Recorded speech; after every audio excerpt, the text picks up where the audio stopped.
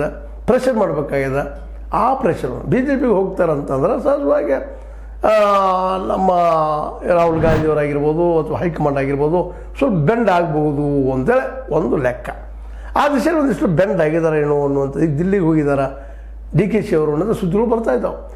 ದಿಲ್ಲಿಯಲ್ಲಿ ಏನು ಮೋದಿಯವ್ರು ಭೇಟಿಯಾಗಿ ಹೋದರೋ ಅಥವಾ ರಾಹುಲ್ ಗಾಂಧಿಯವ್ರು ಭೇಟಿಯಾಗಿ ಹೋದರೋ ಹೈಕಮಾಂಡ್ ಭೇಟಿಯಾಗಿ ಹೋದರೋ ಅದು ಗುಪ್ತ.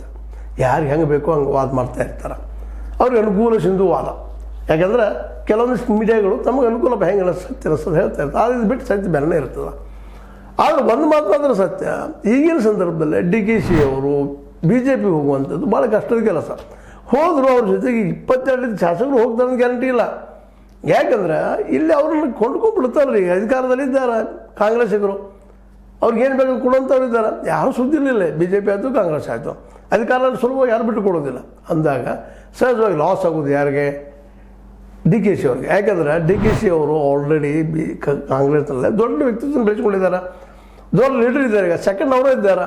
ಅದಕ್ಕೆ ಒಂದಿಷ್ಟು ವೇಟ್ ಆ್ಯಂಡ್ ವಾಚ್ ಅಂತಿರೋ ಏನೋ ಮಾಡಬೇಕಾಗ್ತದೆ ಈ ಸಂದರ್ಭದಲ್ಲಿ. ಹೀಗಾಗಿ ಅಲ್ಲಿ ಹೋದರೂ ಅವ್ರಿಗೆ ಲಾಭ ಏನಾಗ್ಬೋದು, ಮುಖ್ಯಮಂತ್ರಿ ಆಗ್ಬೋದಿರೋ ಅಂತ ಇಟ್ಕೊಂಡ್ರೆ 55 ಬಂದರು, ಇವರು 22 ಮಂದಿ ಹೋದರು, ಎಲ್ಲ ಕೂಡಿ 55, ಅವರೊಂದು 64, ಎಲ್ಲ ಕೂಡಿ ಒಂದು 113, 119 ಆಯಿತು. ಸರ್ಕಾರ ಮಾಡಿದರೆ ಎಷ್ಟು ದಿನಗಳವರೆಗೆ ಸರ್ಕಾರ ಹೋಗ್ಬೋದು? ಬಿ ಜೆ ಪಿಗೆ ಎಲ್ಲಿವರೆಗೆ ಸಹಾಯ ಮಾಡ್ಬೋದು ಅಂದರೆ ಮೋಸ್ಟ್ಲಿ 2028ರವರೆಗೆ ಇವ್ರನ್ನ ಮುಖ್ಯಮಂತ್ರಿ ಮಾಡ್ಕೊಂಡು ಹೋಗ್ತಾರೆ. ಅಷ್ಟು ಸಾಧನ ಇವರಿಗೆ ಡಿ ಕೆ ಶಿ ಅವರಿಗೆ.